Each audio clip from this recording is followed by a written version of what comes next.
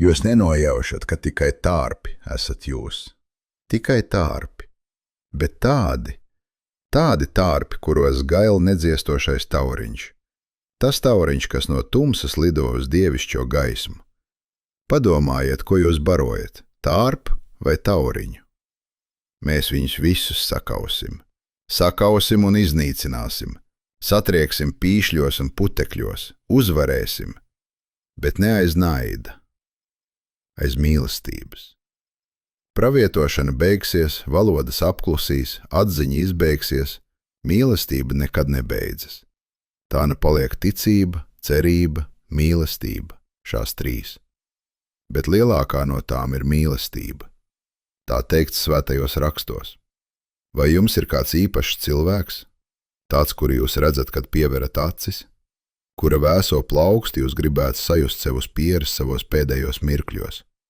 Tāds, kurš pelnījis nevis sūda iPhone, kas maksā 1500 un kas būs vecs pēc 2 gadiem, bet mantu, kas palīdzēs dzīvot viņam un kas paliks viņa bērniem un bērnu bērniem. Tādu cilvēku pasaulē nav daudz, un arī tādu mantu pasaulē nav daudz. Bet šī būs tāda manta, kaut maksā tikai 10. daļu no iPhone cenas. Grāmata pret likteni stāvēdami.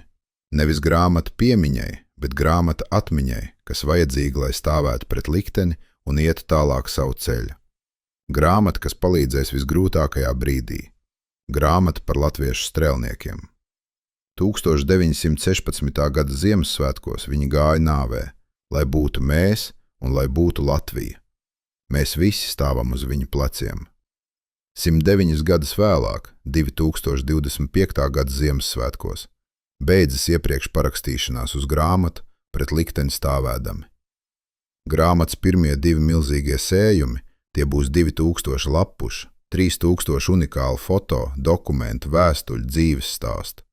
Nekas tāds nekad vēl Latvijā nav bijis un nez vai būs. Šie pirmie 2 sējumi būs nodrukāti martā, bet uzdāvināt tos šim ļoti īpašiem cilvēkam jūs varat jau tagad. Visa informācija www.strēlnieki.com. Un ņemiet vērā, kā jums ir paveicies, ka jums ir tas īpašais cilvēks, kam uzdāvināt šo grāmatu, un kā viņam ir paveicies, ka viņam esat jūs.